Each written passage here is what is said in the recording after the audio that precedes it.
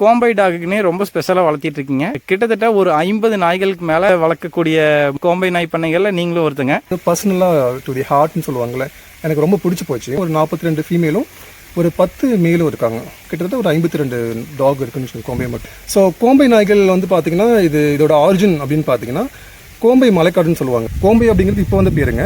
இதுக்கு முன்னே அந்த பிரீடோட பேர் வந்து கருவாய் சேவலை. தேனியில் வந்து தேவாரம்னு சொல்லிட்டு ஒரு ஜமீனில் வாழ்ந்தாருங்க. அவரு இந்த நாய்களுக்கு வந்து முக்கியத்துவம் கொடுத்து ஒரு ப்ரீடிங் ப்ரோக்ராம் மாதிரி அவரே செட் பண்ணார். மெயின் ரீசனாக பார்க்குறது வந்துட்டு அதோட ஹைப்பர் ஆக்டிவ்னஸ்ன்னு சொல்லுவாங்க. இந்த ஹைப்பர் ஆக்டிவ்னஸ் அப்படின்னா என்னன்னா, இது வந்து சில ப்ரீடில் மட்டும்தான் இருக்கும். உங்களுக்கு நல்லா காவல் காக்கணும், புதிய நபர்களை பார்த்தா வாலாட்டக்கூடாது, அவங்க போட்டால் சாப்பிடக்கூடாது, அண்ட் யாராவது ஸ்ட்ரேஞ்சர் வந்து அன்டைமில் வந்தாங்கன்னா அவங்கள கார்ட் பண்ணி அங்கேயே நிற்க வைக்கணும், நம்மளை அலர்ட் பண்ணணும். அதேமாரி உள்ளே வந்தாங்கன்னா அவங்கள அட்டாக் பண்ணும். இதுதான் பேசிக் கேரக்டர். இப்போ மக்கள் என்ன பண்ணுறாங்கன்னா, இப்போ வாங்கணும் டிசைட் பண்ணியாச்சு. இப்போ சம்மர் வருதுங்களா, இப்போ வந்து அதிகமான பேர் ஒரு டாக் வாங்குவாங்க. ஏன்னா வீட்டில் குழந்தைங்க கேட்குது. இல்லை என்ன ஒரு பெரிய ப்ராப்ளம்னு வச்சுக்கோங்களேன், யாருக்கும் வந்துட்டு அந்த பொறுமை இல்லை. இப்போ ஏமாத்துற மக்கள் இருக்காங்களே, அந்த ப்ரீடர் ஆர் புரோக்கர்ஸ், அவங்க என்ன பண்ணுறாங்கன்னா, இதுதான் சான்ஸ், ரவுண்டு ஃபுல்லாக போனோம்னா எங்கேயாவது ஒரு பக்கம் தெருநாய் குட்டி போட்டிருக்கும், அதில் ஏதாவது ஒரு குட்டியாவது கொம்ப மாதிரி இருக்கும். அதை அப்படியே வாங்கிட்டு வந்து இவங்க கையில் கொடுத்துட்றாங்க. நல்லா எஃபர்ட் போட்டு வளர்த்துவாங்க. ஒரு 8 மாதம் 10 மாதம் வளர்ந்ததுக்கப்புறம் தெரியும். என் பேர் வெங்கட்டுங்க. நம்ம ஃபார்ம் நேம் வந்து வெங்கட் ஃபார்ம். ஸோ இது வந்து சேலம் டு திருச்செங்கோடு போகிற வழியில் மல்லசமுத்திரம். அந்த மல்லசமுத்திலேருந்து ஒரு 3 கிலோமீட்டர் உள்ளே வரணுங்க. நான் வந்துட்டு இப்போ ஒரு ஐடி எம்ப்ளாயிங்க.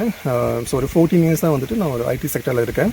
இப்போ வந்து பெங்களூர் ஒர்க் பண்ணிட்டு இருக்கேன். இதுக்கு முன்னே சென்னையில் ஒர்க் பண்ணிட்டு இருந்தேன். இப்போ வந்து எக்ஸ்க்ளூசிவாக நம்ம நேட்டிவ் ப்ரீட் மட்டும் பண்ணிட்டு இருக்கோங்க. அதுவும் பர்டிகுலராக வந்து கோம்பை பண்ணிட்டு இருக்கோம். கோம்பை மட்டுமே ஒரு 50+ டாக்ஸ் வச்சு பண்ணிட்டு இருக்கோம். அண்ட் மற்ற ப்ரீடு வந்து ராம்நாடு, சிப்பிப்பாறை, ராஜபாளையம், அப்புறம் மாறுவாடி, கட்டைக்கால், இந்த ப்ரீடும் பண்ணிட்டு இருக்கோம். ரொம்ப லிமிட்டடாக வச்சு பண்ணிட்டு இருக்கோம். ஒரு 5 to 10 டாக்ஸ் வச்சு பண்ணிட்டு இருக்கோம். ஓவராலாக பார்த்தீங்கன்னா ஒரு 90+ டாக்ஸ் இருக்கு. நம்ம ஃபார்ம் ஸ்டார்ட் பண்ணி ஒரு 5 இயர்ஸ் ஆகுது. இதோட ஆரம்ப புள்ளின்னு பார்த்தீங்கன்னா, இப்போ டாக் ப்ரீடிங் அப்படின்னு சொல்லி உள்ள வரலைங்க. எனக்கு வந்து இன்டிகிரேட்டட் ஃபார்ம் பண்ணணும்னு சொல்லி தான் நம்ம லேண்ட் வாங்கணும். எனக்கு வந்து எல்லாம் சேர்ந்த மாதிரி ஒரு இன்டிகிரேட்டட் ஃபார்ம் பண்ணணும். கோட் இருக்கணும், கவுஸ் இருக்கணும், நிறைய கோழிகள், இந்த மாதிரி ஒரு ஐடியாவில் தான் உள்ளே வந்தங்க. அவங்களுக்கு காவலுக்கு நமக்கு நாய்கள் வேணும் அப்படின்னு சொல்லி நம்ம கோம்பை எடுத்து வச்சோம். ஃபார்ம் நம்ம ஆரம்பித்து ஒரு 10 மாதத்துக்கு வந்து எனக்கு தண்ணி வரலைங்க. இது வந்து நம்ம இந்த இண்டிகேட் ஃபார்முக்காக நம்ம வாங்கின லேண்டு. இந்த ஒரு 1.5 ஏக்கர் வந்து பார்த்தீங்கன்னா வாங்கிட்டோம், போர் போட்டும் தண்ணி வரல. சரி, இப்போ விவசாயம் பண்ண முடியாது. விவசாயம் இருந்தால் தான் நமக்கு தீவனம் பண்ண முடியும். தீவனம் இருந்தால் தான் நம்ம ஆடுகளை வளர்த்த முடியும். சரி, ஆடு பண்ண முடியல, கோழிகளை வளர்த்தலாம் அப்படின்ட்டு ஃபஸ்ட்டு கோழிப்பில் தான் ஆரம்பிச்சு காவலாக வந்து நம்ம நாய்களை வச்சுருந்தோம். என்ன மிஸ்டேக் பண்ணிட்டேன்னா, பண்ணி 2ஆக பிரித்து கோழிகள் தனியாக, நாய்கள் தனியாக வச்சுருந்தேன். நான் வந்து ஒட்டுக்க அவங்கள வளர்த்திருந்தா மேபி வந்துட்டு எனக்கு அந்த ஒரு இஷ்யூ வராமல் இருந்திருக்கலாம். தனித்தனியாக வளர்த்ததுனால என்னோட நாய்களே என் கோழிகளை அடித்து சாப்பிட ஆரம்பிச்சிட்டாங்க. ஸோ கிட்டத்தட்ட ஒரு 300 கோழி இருந்ததுங்க. இவங்கெல்லாம் சாப்பிட்டு போக ஒரு 100 கோழி தான் மீதி இருந்தது, பெரிய பெரிய கோழிகள். சரி, எனக்கு ஒரு ஒரு ஒரு ஸ்டேஜில் வந்துட்டு நான் கோழிகளை வச்சுருக்கணுமா இல்லை நாய்களை வச்சுருக்கணுமா அப்படிங்கிற ஒரு டிசிஷன் எடுக்க வேண்டிய சூழ்நிலை ஆயிடுச்சுங்க. சரி, எனக்கு நாய்கள் அதிகம் பிடிக்கும் அப்படிங்கிறதுனால நான் கோழி பண்ணியே மூடிட்டேன். சரி, நாய்கள் மட்டும் நம்ம வச்சு பண்ணலாம் அப்படின்னு சொல்லிட்டு ஒரு ஸ்மால் ஸ்கேலில் ஆரம்பிச்சுங்க.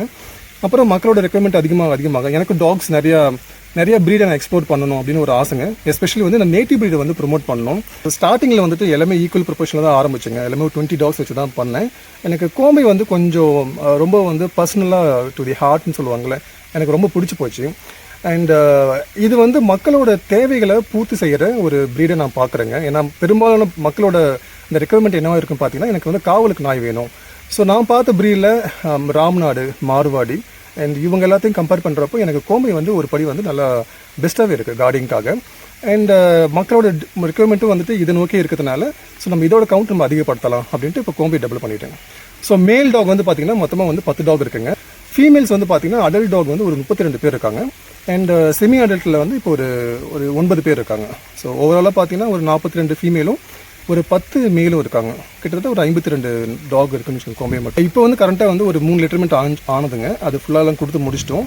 இப்போ கரண்ட்டாக வந்து பார்த்தீங்கன்னா அக்கீரான்னு சொல்லிட்டு நம்மகிட்ட இருக்கிற ஃபீமேலில் ஒன் ஆஃப் த குட் டாக்னு வச்சுக்கோங்களேன். யாஷ்ஃபாம் கண்ணனோட அவரோட லைனேஜில் வந்த பொண்ணு. ஸோ அவள் குட்டி போட்டிருக்கான். அதில் 6 குட்டி இருக்குது. அதில் 4 புக் ஆகிடுச்சுங்க, இன்னும் 2 இருக்குது. தென் நம்மளோட கயல் ஜூனியரோட பொண்ணு, அவள் குட்டி போட்டிருக்கா. 4 குட்டி 6 குட்டி போட்டால் 4 காப்பாற்றிருக்கா, 2 இறந்துருச்சுங்க. ஸோ அது வந்து இப்போ 2 வீக்ஸ் ஆகுது.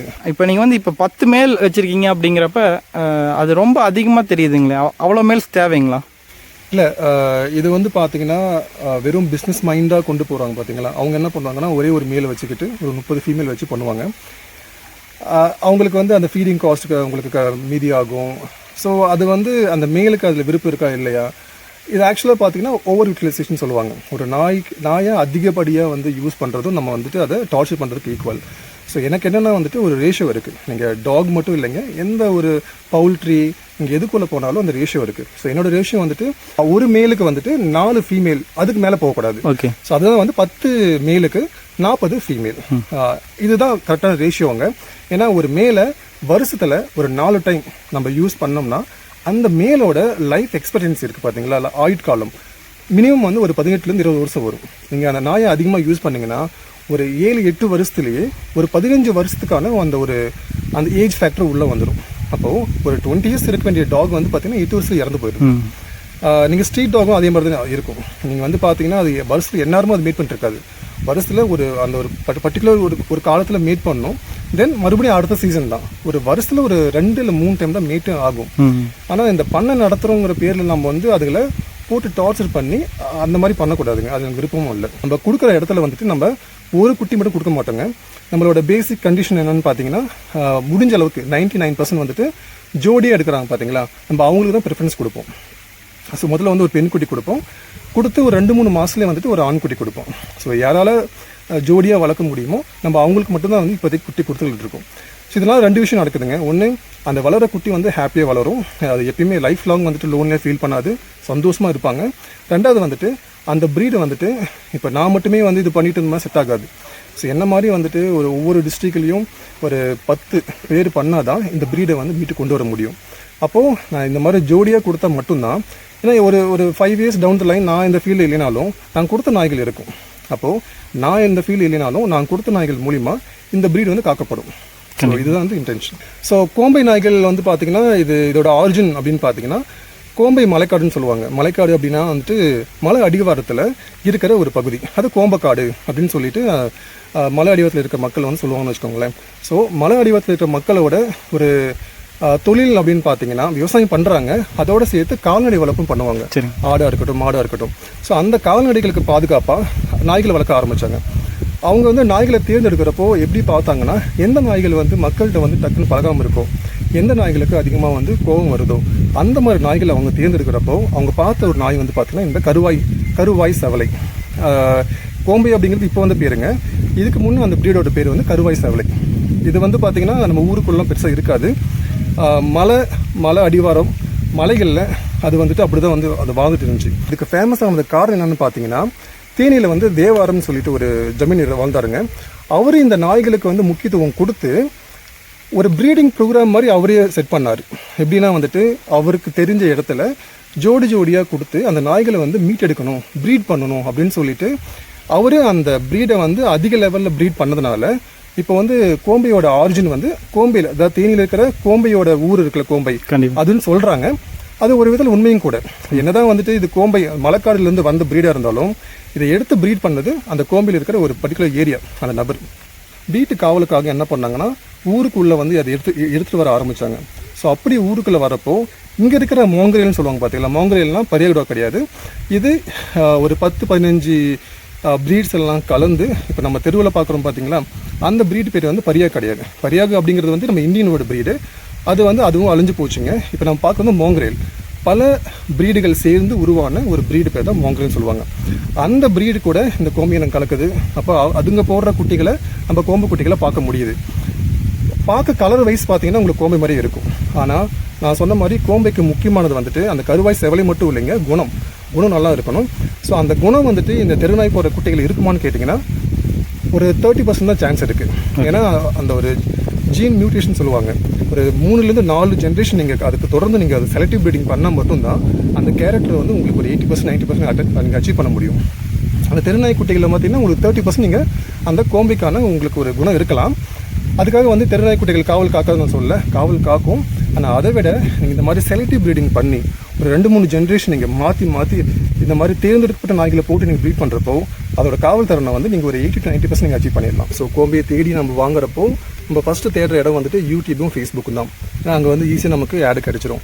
அப்படி நான் வாங்கின முதல்ல ஒரு 8-10 நாய்கள் வந்து பார்த்திங்கன்னா வாங்கிட்டோம், வளர்த்திட்டோம். ஒரு 7-8 மாதம் வளர்த்திட்டோம். அந்த கோம்பைக்கான அந்த குணமே எனக்கு தெரியல. அப்புறம் என்னடான்னு போய் நான் ஃபர்தராக பார்க்குறப்ப தெரியுது, நான் வாங்கின இடத்துல யாருமே அந்த பப்பீஸோட பேரண்ட் இன்ஃபர்மேஷன் எனக்கு வந்து ப்ராப்பராக சொல்லலை. பேரண்ட்டை காமிக்கிறாங்க, ஆனால் அது லைனேஜ் கேட்டால் தெரியல. அந்த குணம் பார்க்க முடியுமான்னு கேட்டால் அதுவும் தெரியல. அது பொண்ணு இது பொண்ணுங்கிறாங்க, எங்கே அது பண்ணுற ஒரு வீடியோ காட்டுங்கன்னு கேட்டால் அதுவும் காமிக்க மாட்டேங்கிறாங்க. ஸோ இதில் நிறைய வந்து ஏமாற்றப்பட்டங்க. ஸோ நீங்கள் கோம்பையை வந்து நீங்கள் வாங்குறப்போ அட்லீஸ்ட் ஒரு 3 ஜென்ரேஷன் 3 தலைமுறையாவது நமக்கு இன்ஃபர்மேஷன் தெரியுமா அப்படின்னு நம்ம தெரிஞ்சு, மூணு தலைமுறை தெரியலனாலும் அட்லீஸ்ட் அந்த பப்பீஸோட பேரண்ட்ஸு அவங்களோட பேரண்ட்ஸ் 2 ஜென்ரேஷன் இங்கே பார்த்துட்டு நல்ல குணமாக நல்ல அந்த காவல் குணத்தோடு இருக்காங்களான்னு பார்த்து நம்ம வாங்கணும். இது வந்து இவ்வளோ ஃபேமஸாக எல்லாரும் பேசுறதுக்கு காரணம், இது என்னதான் வந்து தெருநாயின்னு சொல்லி நிறைய பேர் வந்து இதை வந்து டீமோட்டிவேட் பண்ணாலும் டீக்ரேட் பண்ணாலும் இந்த பிரீட் இன்னும் வந்து வளர்ந்து வர்றதுக்கு காரணம் வந்துட்டு அந்த குணம் தான். என்னதான் அதை போட்டு வந்துட்டு அமுக்கினாலும் அதில் சரக்கு இல்லைன்னு வச்சுக்கோங்களேன், அது எப்பயோ அழிஞ்சு போயிருக்கும். அது இருக்கும்னா அது இன்னும் வந்து பேசப்படுது, இன்னும் நம்ம மக்களை தேடுறாங்க. ஸோ கோம்பை வந்து காவலுக்கு வந்து one of the best dog. Main ரீசனாக பார்க்குறது வந்துட்டு அதோட ஹைப்பர் ஆக்டிவ்னஸ்ன்னு சொல்லுவாங்க. இந்த ஹைப்பர் ஆக்டிவ்னஸ் அப்படின்னா என்னன்னா, இது வந்து சில பிரீடில் மட்டும்தான் இருக்கும். உங்களுக்கு வந்து ஃபாரின் பிரீட் பெல்ஜியம் மேல்னஸ் பிரீட் இருக்கும், துருத்துருன்னு இருக்கும். இந்த மாதிரி துருத்துருன்னு இருக்க பிரீடு வந்து பார்த்தீங்கன்னு வச்சுக்கோங்களேன், காவலுக்கு வந்து கெட்டிக்காரத்தனமாக இருக்கும். ஏன்னா நைட்டில் வந்து அவ்வளோ ஆக்டிவாக இருக்கும். ஒரு சின்ன சத்தம் வந்தால் கூட போய் பார்க்கும். எஸ்பெஷலி வந்து பார்த்தீங்கன்னா உங்களுக்கு மேல் டாகோட ஃபீமேல் வந்து 2 டைம்ஸ் வந்து உங்களுக்கு கார்டிங் மட்டும் இல்லை, எல்லாத்துலேயும் வந்து டபுளாக இருக்கும். ஸோ ஃபீமேலை ஒன்ஸ் வந்து ஒருத்தர் வளர்த்துட்டாருன்னு வச்சுக்கோங்களேன், அதுக்கப்புறம் யாருமே மேல் வளர்த்த மாட்டாங்க. ஃபீமேல் அவ்வளோ, எனக்கு இத்தனை டாக் வச்சுருக்கேன், எனக்கு ஃபீமேல் தான் அவ்வளோ பிடிக்கும். நீங்கள் வேணால் பாருங்கள், நீங்கள் ஃபஸ்ட் டைம் உள்ள ஃபார்முக்குள்ளே வரப்பையும் வந்துட்டு ஃபீமேல் தான் ஃபஸ்ட்டு குலைச்சிருப்பாங்க. அண்ட் நீங்கள் வெளியே வர வரைக்கும் அவங்க தான் குலைச்சிட்டு இருப்பாங்க. ஸோ யாருக்காவது வந்துட்டு உங்களுக்கு காவலுக்கு வேணும் அப்படின்னா நீங்கள் ஃபீமேலை சூஸ் பண்ணலாம். அந்த ஃபீமேலை வந்து ப்ரீட் பண்ணுற ஐடியா இல்லைன்னா நம்ம கரெக்டாக அந்த ஹீட் சைக்கிள் ஒரு வாரம் தாங்க, அந்த 1 வாரம் மட்டும் நீங்கள் கேஜுக்குள்ளே போட்டுடலாம். அதோட ஹீட் ஸ்மெல் வந்து வெளியே போகாமல் இருக்கிறதுக்கு நிறைய ஒரு ஐடியா இருக்குது. நீங்கள் ஒரு மேலே வாங்கி வளர்த்தலாம், இல்லை எனக்கு மேலே வளர்த்த முடியாதுங்க, எனக்கு ஒரே ஒரு டாக் வேணால் நீங்கள் ஃபீமேல் வளர்த்தலாம். அந்த ஹீட் ஸ்மெல் வெளியே போகாமல் இருக்கிறதுக்கு அதுக்கும் சில நிறையா, இப்போ அமேசான்லாம் வந்து பார்த்தீங்கன்னா சில லிக்யூட் இருக்குது. அந்த லிக்யூட் வந்துட்டு அந்த கேஜ் சுற்றி அடிச்சிட்டிங்கன்னா இந்த ஹீட் ஸ்மெல் வெளியே போகாது. ஓகே, அப்படியும் பண்ணலாம். சில பேர் இதை நியூட்ரலைஸ் பண்ணுவாங்க. அது வந்து என்ன கேட்டிங்கன்னா ரெக்கமெண்ட் கிடையாதுங்க, டாகோட ஹெல்த் பாதிக்கப்படும். ஸோ நீங்கள் கார்டிங்க்குன்னு போனீங்கன்னா மேலே விட ஃபீமேல் தான் அதிகமாக இருக்கும். இப்போல்லாம் வந்து பார்த்தீங்கன்னா சிக்கனில் வந்து சிக்கன் போன்ஸ்ன்னு சொல்லுவாங்க, ஜனதா சிக்கன் சொல்லுவாங்க. அதெல்லாம் உங்களுக்கு நல்ல ப்ரைஸுக்கு கிடைக்கும். கேஜிக்கு வந்து ஒரு 45-50 ருபீஸ் கிடைக்கும். நீங்கள் அதை வாங்கி ஃபீட் பண்ணலாம். கோழி கால் இருக்குது பார்த்தீங்களா, அதெல்லாம் உங்களுக்கு கம்மியான விலைக்கு கிடைக்கும், அது ஃபீட் பண்ணலாம். முட்டை இருக்குது பார்த்தீங்களா, அதெல்லாம் வந்து முட்டை மண்டியில் வந்து பார்த்தீங்கன்னா உங்களுக்கு கிராக்ட் எக் இருக்கும், அதெல்லாம் உங்களுக்கு 1 ரூபி கிடைக்கும். நீங்கள் அதை வாங்கி ஃபீட் பண்ணலாம். ஸோ ரைஸு கூட லைட்டாக நீங்கள் அதை ஆட் பண்ணி நீங்கள் கொடுக்கலாம். வாரத்தில் 2 டைம் நீங்கள் கர்ட் ரைஸ் கொடுக்கலாம். ஸோ இந்த மாதிரிலாம் நீங்கள் கொடுத்தாலும் அது போதுமானது தான். நேட்டிவ் பீடை பொறுத்த வரைக்கும் ஒரு 8 to 10 months, ஃபீமேல்லாம் ஒரு 8 monthsங்க, மேல் ஒரு 10 months. 10 months மேலே வளர மாட்டாங்க. அப்போது அந்த 10 monthsக்குள்ளே அவங்களால நம்ம எவ்வளோ மேக்ஸிமம் கொடுக்க முடியுமோ அவ்வளோ போஷாக்க நம்ம வந்து உணவு கொடுத்துடணும். அப்போது அவங்களோட மேக்ஸிமம் க்ரோத் வந்து அவங்க அச்சீவ் பண்ணிடுவாங்க. நல்ல ஒரு பெரிய ஸ்கல், பெரிய போனு, நல்ல ஒரு டபுள் பாடி, இதெல்லாம் அச்சீவ் பண்ணிடுவாங்க. அப்புறம் நீங்கள் என்ன பண்ணலாம், அந்த நீங்கள் 2 வேலை கொடுத்துருந்தீங்களே அதுலேருந்து நீங்கள் 1 வேலைக்கு மாறிக்கலாம். அதுக்கப்புறம் நீங்கள் 2 வேலை கொடுக்கலாம், ஆனால் தேவையில்லாதது. உங்களுக்கு 1 வேலை கொடுத்தாவே போதுமானது தான். 3 இயர்ஸாக வந்து பார்த்தீங்கன்னா ஒரே சேம் ப்ரைஸ் தான். ஃபீமேல் 7,000, மேல் 9,000 அந்த ப்ரைஸ் தான் கொடுத்துருந்தேங்க. இப்போ ரீசெண்டாக வந்து பார்த்தீங்கன்னா ஒரு 3-4 months கொஞ்சம் ப்ரைஸ் நான் கொஞ்சம் இன்க்ரீஸ் பண்ணியிருக்கேன். ஃபீமேல் வந்து 9 கொடுத்துட்ருக்கேன், மேல் வந்து 10 கொடுத்துட்ருக்கேன். ஸோ இதனால் இன்க்ரீஸ் பண்ணோம் அப்படின்னா நான் இதுக்கு முன்னே பண்ண அந்த டயட் பிளான்லேருந்து இப்போ கொஞ்சம் நான் வேரி ஆகிருக்கேன். என்னால் மேக்ஸிமம் 10K தான் சேல் பண்ண முடியும். அப்போ இந்த 10Kக்குள்ளே என்னால் என்னென்ன ப்ரீமியம் ஃபுட் கொடுக்க முடியும் அப்படின்னு பார்த்து இப்போ அதெல்லாம் வந்து இன்க்ளூட் பண்ணியிருக்கோம். இதுக்கு முன்னே என்கிட்ட பப்பி வந்துச்சு பார்த்தீங்களா, அதோட வீடியோவையும் இனிமேல் இப்போ லாஸ்ட் ஒரு 2 months வந்துட்டு இருக்கல, இதோட வீடியோ எடுத்து நீங்கள் பார்த்தா உங்களுக்கு டிஃப்ரென்ஸ் நல்லாவே தெரியும். இப்போ வர பப்பீஸ் வந்து நல்ல ஒரு ஃபாரின் பீட் எப்படி கொண்டு வராங்களோ நம்ம அந்த அளவுக்கு நம்ம ரிசல்ட் காட்டிடுவோம். கோம்பை டாக் வீடியோ நம்மளுக்கு பார்க்குறாங்க. சப்போஸ் இப்போ இது வாங்குறாங்க அப்படின்னா நம்ம டேரெக்டாக நேரில் வந்து தான் வாங்க முடியுங்களா, இல்லை டெலிவரி ஆப்ஷன்ஸ் எல்லாம் அவைலபிள் இருக்குங்களா? அதுக்கு முன்னாடி வந்துட்டு நம்ம ஒரு ப்ரீடை வாங்க போகிறோம், ஒரு பப்பி நம்ம வாங்க போகிறோம்னா அது நம்மக்கிட்ட வந்து அட்லீஸ்ட் ஒரு 20 years, ஒரு மினிமம் 15 years இருக்கும். ஸோ அப்படி நம்ம வாங்க போகிற ஒரு பப்பி, ஒரு டாக்காக நம்ம டைம் ஸ்பெண்ட் பண்ணுங்க. முடிஞ்ச அளவுக்கு வந்து நீங்கள் நேரில் வந்து வாங்குங்க. அப்படி முடியல, ரொம்ப தூரமாக இருக்குன்னா ஒன்றும் ப்ராப்ளம் இல்லை, நீங்கள் வீடியோஸ் எல்லாம் ஃபுல்லாக நீங்கள் வாங்கிக்கிட்டு உங்களுக்கு அந்த ட்ரஸ்ட்டு வந்தால் மட்டும் நீங்கள் பப்பி எடுக்கலாம். பப்பி வாங்கணும்னு நினைக்கிறாங்க பார்த்தீங்களா, அவங்க வந்துட்டு இப்போ வீட்டில் குழந்தை கேட்குது, இல்லை அவங்களுக்கு ஒரு தேவை இருக்குன்னா வாங்கணும் டிசைட் பண்ணுறாங்க.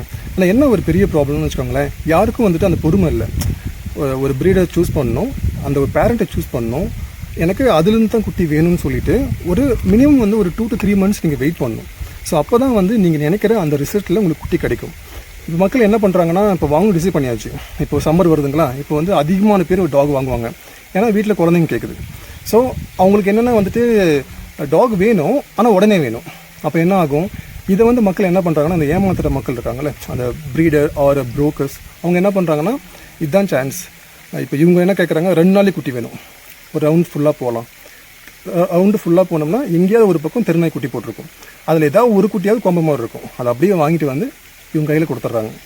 அப்போ இவங்க என்ன பண்ணுறாங்க, இவங்க கேட்ட மாதிரி 2 நாள் உங்களுக்கு குட்டி வந்துருச்சு. அதே மாதிரி இவங்க என்ன பண்ணுவாங்கன்னா, இதுக்கு வெங்கட் ஃபார்ம் வந்து அவர் 10,000 சொல்கிறாரு, ஆனால் எனக்கு 5,000 ரூபாய்க்கு கிடைக்குது அப்படின்ட்டு அங்கே வந்து காம்ப்ரமைஸ் ஆகிட்டு என்ன பண்ணுறாங்க, அந்த குட்டியை வாங்கிக்கிறாங்க, வளர்த்துவாங்க. அவங்க கம்மி விலைக்கு வாங்கினாலும் நல்லா எஃபர்ட் போட்டு வளர்த்துவாங்க. ஒரு 8 மாதம் 10 மாதம் வளர்ந்ததுக்கப்புறம் தெரியும் அதில் கேரக்டர் எதுவுமே இல்லை அப்படின்ட்டு. ஸோ என்ன கேரக்டர் கோம்பையில் உங்களுக்கு நல்லா காவல் காக்கணும். புதிய நபர்களை பார்த்தா வாலாட்டக்கூடாது, அவங்க போட்டால் சாப்பிடக்கூடாது. அண்ட் யாராவது ஸ்ட்ரேஞ்சர் வந்து அன்டைமில் வந்தாங்கன்னா அவங்கள கார்ட் பண்ணி அங்கேயே நிற்க வைக்கணும், நம்மளை அலர்ட் பண்ணணும். அதேமாரி உள்ளே வந்தாங்கன்னா அவங்கள அட்டாக் பண்ணணும். இதுதான் பேசிக் கேரக்டர். இது எதுவுமே அந்த டாகில் இருக்காது. ஸோ அப்போ தான் அவங்களுக்கு தெரிய வரும் நம்ம வந்து ஏமாற்றப்பட்டோம் அப்படின்ட்டு. ஸோ நீங்கள் பப்பி வாங்குறப்போ 2 விஷயங்க. ஒன்று, வெயிட் பண்ணி நல்ல ப்ரீடர்கிட்ட வாங்குங்க. அண்ட் 2வது விஷயம் வந்துட்டு முடிஞ்ச அளவுக்கு நேரில் போய் வாங்குங்க. அப்படி வாங்க முடியாத பட்சத்தில் நீங்கள் நம்ம வந்து ஆல் ஓவர் இந்தியா நம்ம டிரான்ஸ்போர்ட்டும் பண்ணுறோம். இதெல்லாம் பண்ணுறதுக்கு முன்னாலே நீங்கள் பேரண்ட்ஸோட வீடியோ ஃபுல்லாக பார்த்துட்டு அதுக்கப்புறம் வாங்குங்க. கண்டிப்பாக கோம்பை நாய்கள் வளர்ப்பை பற்றி நிறைய விஷயங்கள் சொல்லியிருந்தீங்க. உங்களுடைய நேரத்துக்கு ரொம்ப நன்றிண்ணா. தேங்க்யூ. மீண்டும் அடுத்த பதிவில் சந்திக்கலாம். தேங்க்யூ. பாய்.